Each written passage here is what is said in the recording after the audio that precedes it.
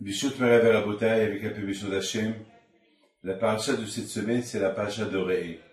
Re'e, ça veut dire voir, regarder.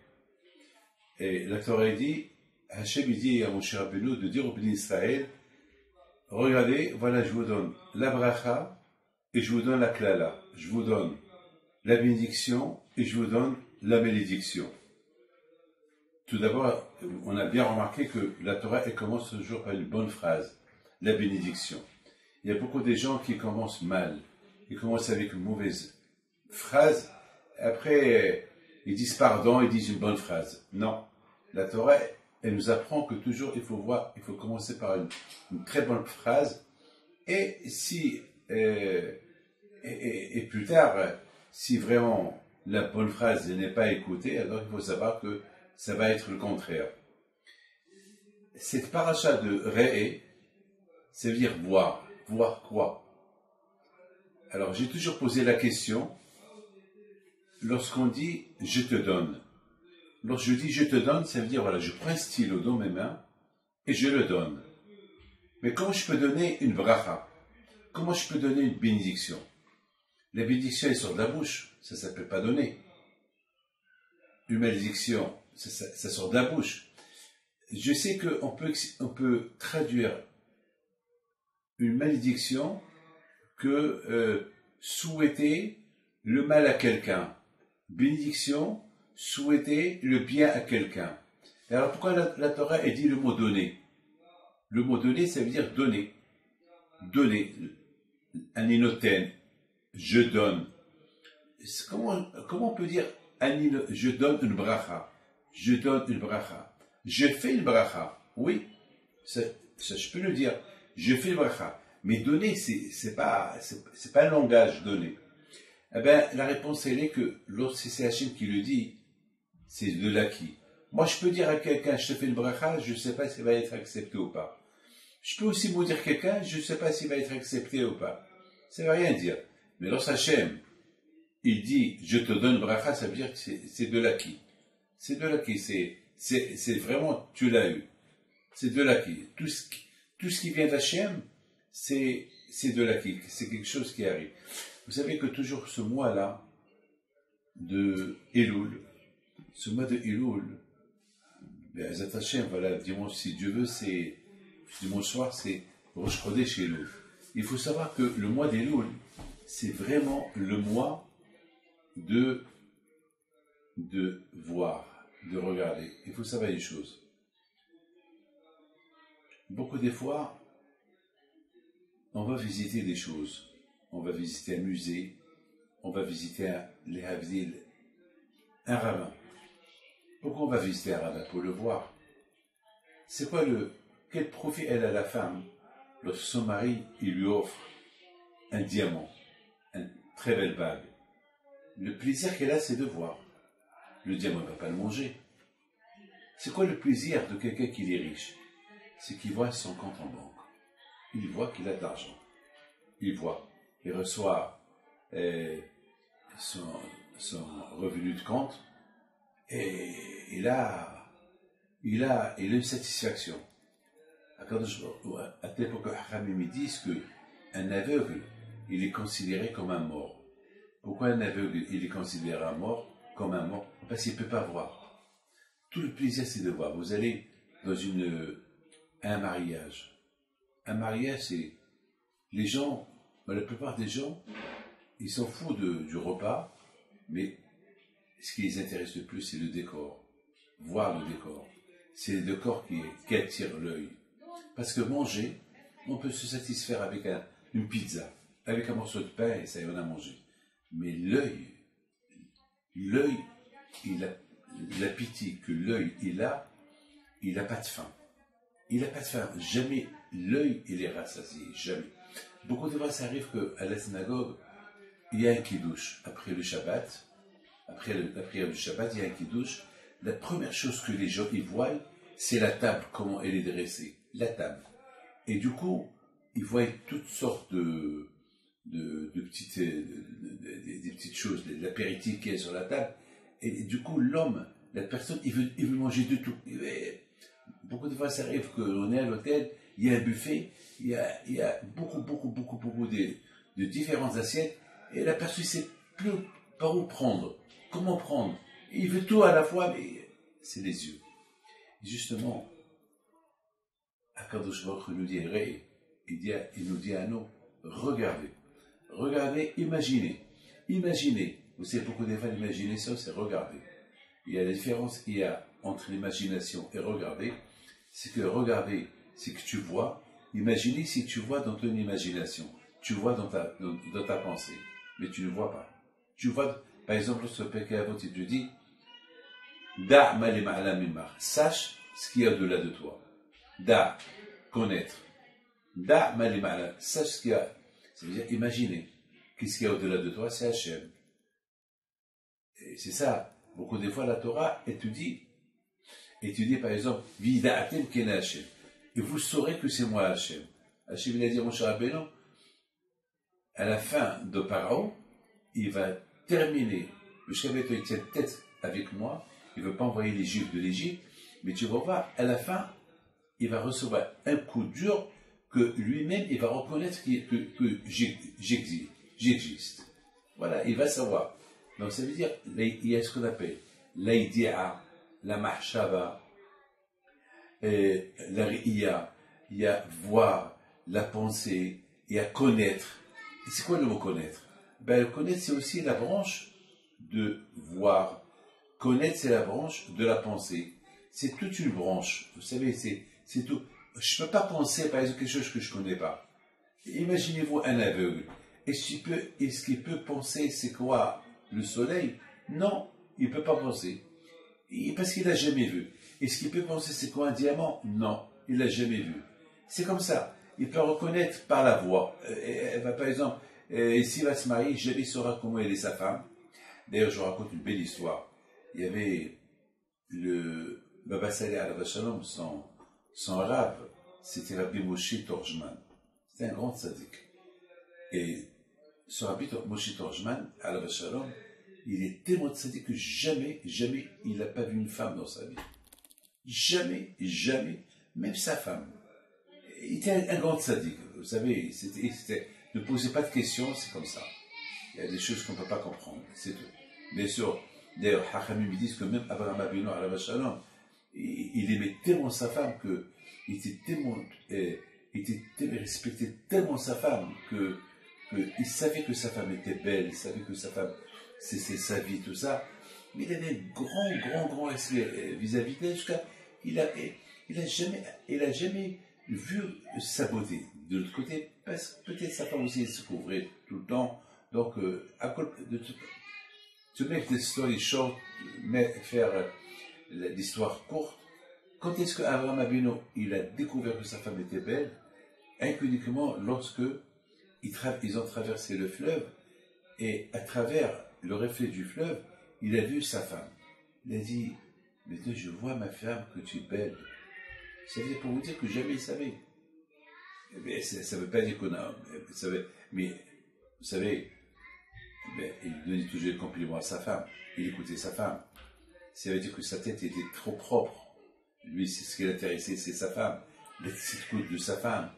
Bien sûr qu'il regardait sa femme. Mais ce qui l'intéressait le plus, c'est pas la beauté de sa femme. Ce qui l'intéressait le plus, c'est qu'il voyait sa qualité. Il voyait sa gentillesse. Vous savez, mes amis, il dit Shlomo Ameler, la beauté, c'est pas le plus important.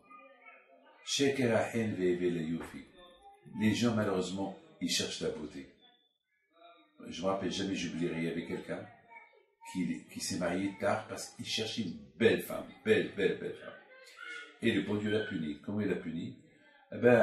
Lorsqu'ils se sont mariés, et lorsqu'elle est tombée enceinte, elle avait une allergie de quelque chose, et elle avait plein de boutons sur le visage.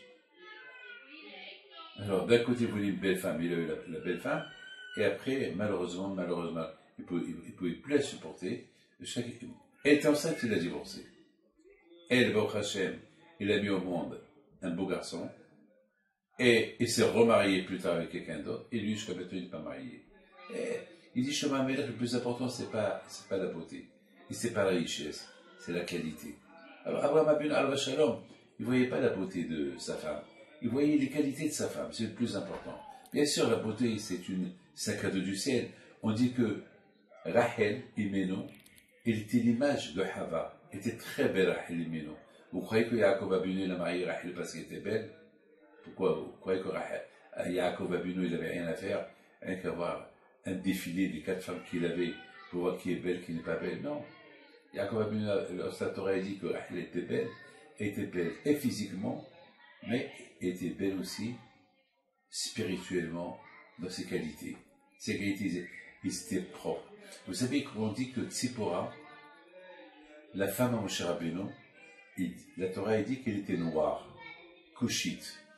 Les Chachamim ils disent, attends, on ne peut pas dire que Moshe Rabbeinu, il a marié une noire, c'est quoi? C'était Midian. Midian, c'est là-bas, c'est des blancs. Et c'est quoi couchite? C'est quoi une noire? Les Chachamim ils disent, c'est comme que la couleur noire, on ne peut pas contester la couleur noire. Noir, on sait que c'est du noir. On ne peut pas dire que c'est blanc, c'est noir. Alors, la Gemara dit comme ça, Tzipora, elle avait des qualités, et ces qualités, elles, étaient tellement bonnes qu'on ne pouvait pas nier ces qualités. Donc, vous voyez que voir, on voit que Korach, il a vu, il s'est trompé avec sa vision.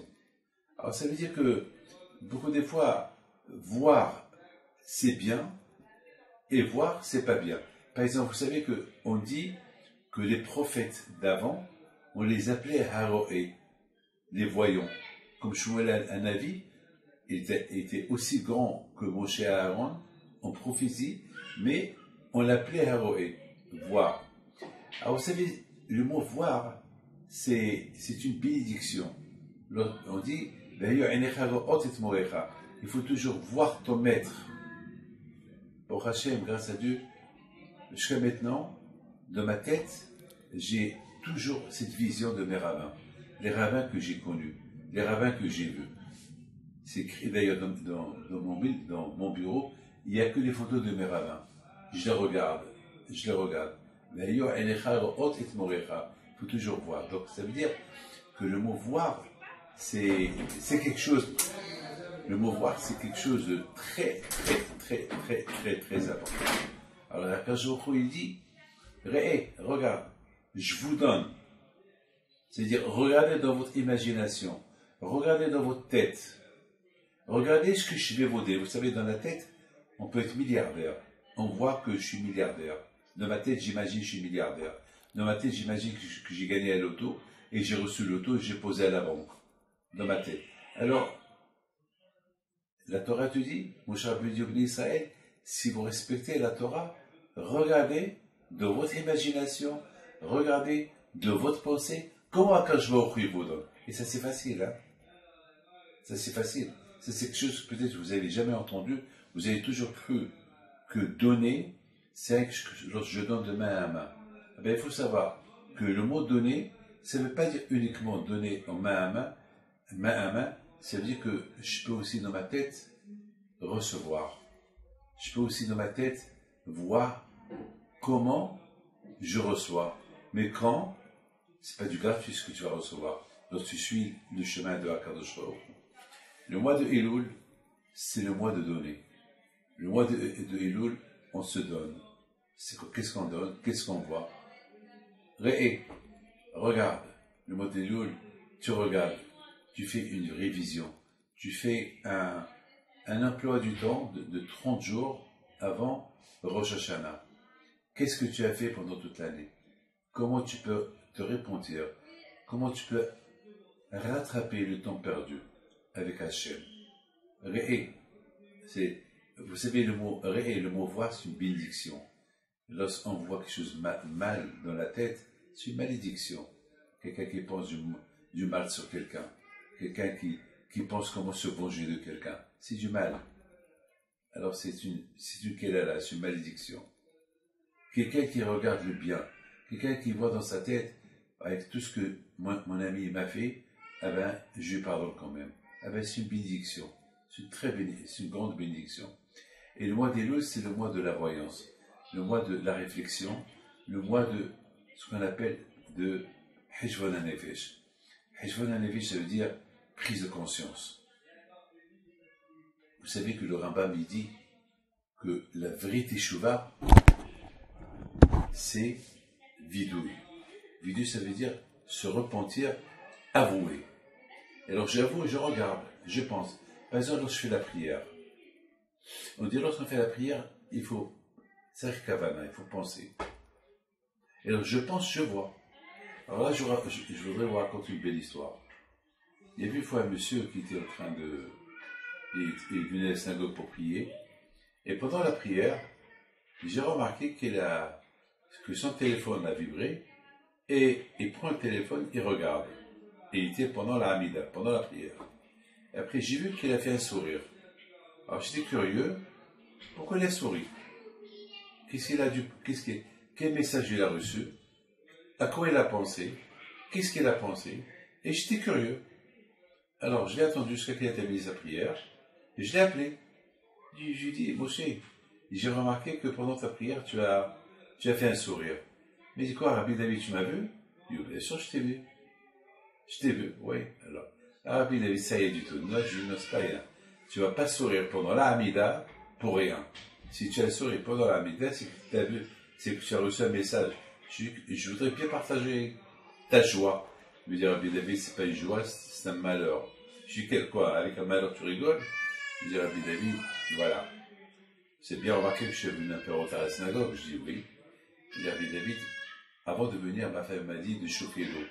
De chauffer le lait pour les enfants avant qu'elle les prenne à l'école. Alors, j'ai chauffé. Mais, malheureusement, j'ai pas dit à ma femme, fais attention au lait qui ne déborde pas. Donc le lait, il a débordé, ça a salé la cuisinière, ça a salé le parterre, et malheureusement, il y avait là-bas, c'est le premier jour que ma belle-mère est arrivée chez nous depuis hier, donc ma belle-mère et ma femme, les deux ensemble, alors c'est un problème. Ma belle-mère a dû dire à ma femme, mais attends, ton mari, il est inconscient. Ma femme, elle a dû prendre les paroles de sa mère comme mal, donc elle a voulu montrer à sa mère qu'elle va s'occuper de moi. Alors elle m'a laissé un message, attends, lorsque tu viens, ce que je vais te faire.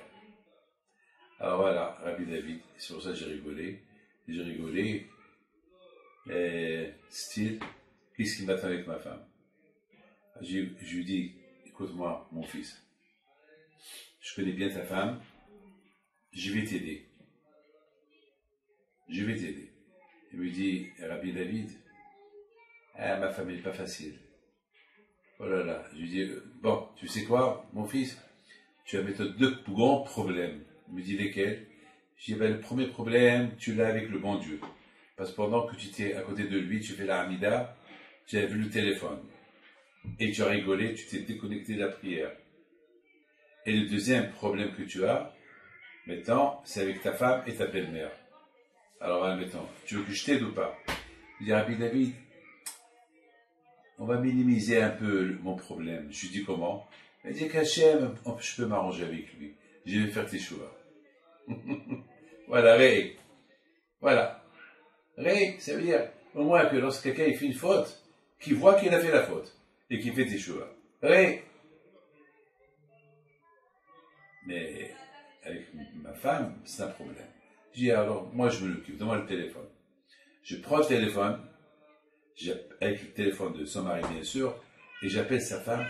Dès que sa femme, elle voit que c'est son mari qui l'a appelé, elle a poussé un cri, elle m'a assourdi. Oh, tu es! Oh, tu es! Alors, je dis, madame, hein? Madame. Moi, toujours, les gens me reconnaissent quand je dis madame. Madame. Rabbi David, oui. Ça va, Rabbi David? C'est le téléphone de mon mari. Oui, et regrette ce qu'il a fait. Mais Rabbi David, pourquoi il m'a fait ce coup-là devant ma mère? Ma fille, parce qu'il était en retard pour Hachem. Quoi? Parce qu'il avait un rendez-vous avec le bon Dieu. La prière. Excuse-le. Bon, Rabbi David, merci beaucoup. Ça va, je l'excuse. Mais je t'en prie, Rabbi David, parlez-lui, il est inconscient. Je vais lui parler. Alors je te passe, tu lui dis que, voilà, tu l'aimes et que tu ne vas pas le crier. Rabbi David, je vous en prie, ça y est, je vais tout faire. Merci Rabbi David. Baruch Hashem, ça s'est arrangé. Elle a tenu sa parole. Vous voyez, c'est quoi le mot ré? C'est voir, être conscient. C'est ça. Malheureusement, on n'est pas conscient. Ré, regarde. Regarde. Tu peux regarder avec tes yeux, quelque chose que tu regardes. Tu peux regarder dans ta pensée. Tu peux réfléchir, ça s'appelle regarder. Et prendre conscience, ça s'appelle regarder. Donc le mot regarder, ça a une valeur, un sens qu'on peut regarder de n'importe qui. On peut même dire on voit loin. C'est quoi le mot je vois loin? Je suis dans un avion, je vois loin. Non, je peux dire aussi je vois loin dans ma pensée. Donc par exemple, dans le business. Dans le business, les gens, lorsqu'ils veulent faire un business, ils voient loin. Ils ne voient pas ce qu'ils vont gagner maintenant. Parce que ce qu'ils vont gagner maintenant, c'est pas voir loin, mais le business, ça veut dire voir loin, ça veut dire que je vais gagner pendant quelques années, cette affaire-là, elle va bien marcher et qu'elle va progresser. C'est ça ce qu'on appelle voir loin. Et c'est ce que la Torah te dit. Et tu dirais, regarde, vois loin. Selon les bonnes choses que tu vas faire, eh ben, tu vas recevoir une bracha. Imagine-toi la bracha que tu vas recevoir dans la Kadosh Baruch Hu, dans ce monde et dans l'autre monde. Le contraire, fais attention. Il y a la malédiction. Parce que toujours à côté d'une bénédiction, le contraire de la bénédiction, c'est la malédiction. Je voudrais vous raconter, alors mettons, on a bien compris que le mot voir, c'est, d'ailleurs le mot réé, écoutez bien ce que je vous dis, le mot réé, c'est presque les mêmes lettres de or. Or, c'est la lumière. Ré, c'est le chiffre numérique lumière. Ré. Resh, c'est Resh. Or, il y a Aleph, Vav, c'est exactement avec le Kollel, c'est exactement les mêmes chiffres, il faut ajouter toujours un chiffre en plus. Le Kollel, c'est Gemataria lumière. C'est-à-dire, lorsque tu vois, il y a beaucoup de gens, lorsqu'ils voient une Avera, ils ont envie de la voir, ils voient que la lumière de la Avera, ils voient que la lumière de la faute. Mais une fois qu'ils ont fait la faute, ils voient l'obscurité et regrettent. On n'a jamais vu quelqu'un qui a fait une faute et qui était content après. Il y avait une femme, malheureusement, qui a fait une grave bêtise. Très grave bêtise. Et malheureusement. Et je l'ai averti. Je dis, madame, ne travaille pas avec celui-là. Celui-là, il va te faire fauter. Tu es marié. Non, Rabbi David, non, c'est parce que le mari n'était pas bien, le mari. Et il est venu me voir et me dire, Rabbi David, j'aime pas ce monsieur chez qui il travaille, comment il la regarde, comment il lui parle, et comment parfois il l'enlace. Et j'ai parlé avec la femme. Non, Rabbi David, je sais, c'est avec mon patron, et non, il est gentil, bababa. J'ai dit, madame, on ne joue pas avec ça, tu joues avec le feu. Mais malheureusement, sa voyance a été très courte. Court terme, pas à long terme. Et à la fin, ils ont fauté. Après, elle a regretté. Elle a regretté amèrement. Voilà, pour vous dire. Beaucoup de fois, les gens, ils voient dans la faute la lumière. Mais c'est une fausse lumière. Parce que le Sahara est très intelligent. Le Sahara, lui, se déguise. Le Sahara, il a un déguisement. Il est capable de rendre la faute mitzvah. Le Sahara, il est capable de rendre une faute comme du bidon, comme du nul, comme c'est rien du tout. Il n'est pas peur, c'est rien du tout. Il n'y a rien à craindre. C'est ça le problème. Mais d'autre côté, or, c'est la lumière. c'est une nière là que tu peux voir bien avec, qui t'empêche à fauter. On n'a jamais vu quelqu'un qui a fait une mitzvah et qui l'a regretté, après. Même que beaucoup de fois la mitzvah elle est très dure à faire, mais, une fois qu'il l'a fait, il ne va pas regretter.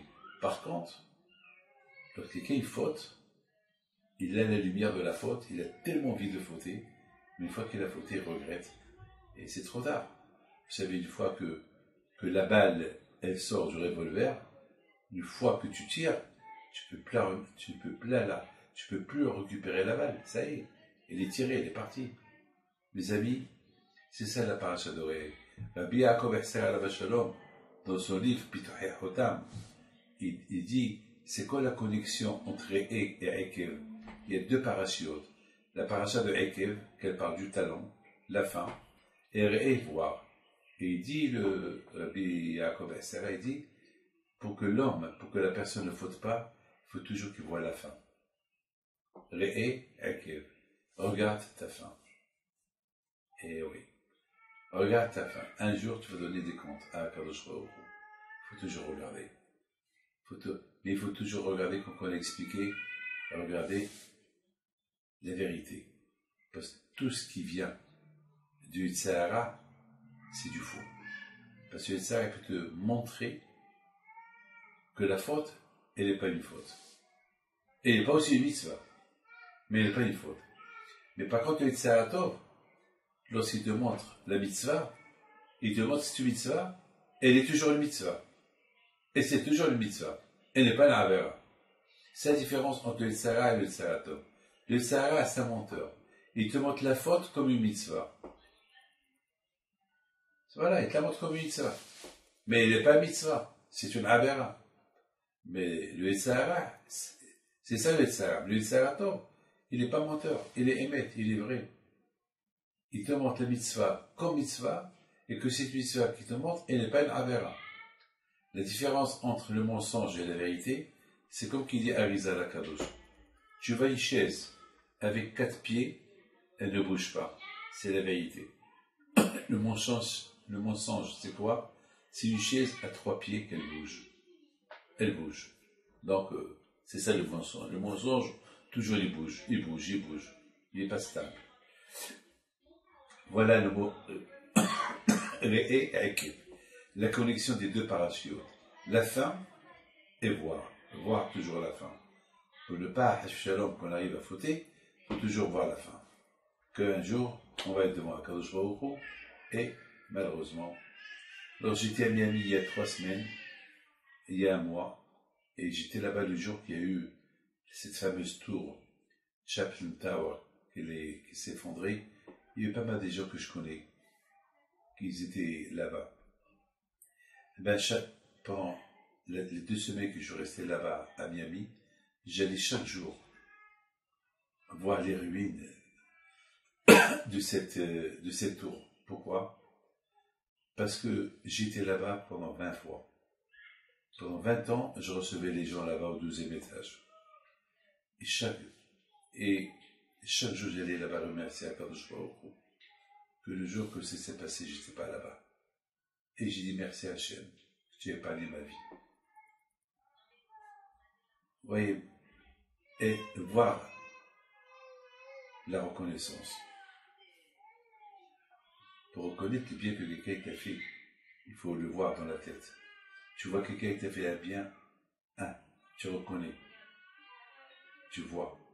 Alors si quelqu'un qui t'a fait un service, tu vois et tu reconnais ce qu'il t'a fait, la plus forte raison à Hachem, qui te fait tant de bien, chaque seconde que tu respires, c'est une vie qui te donne.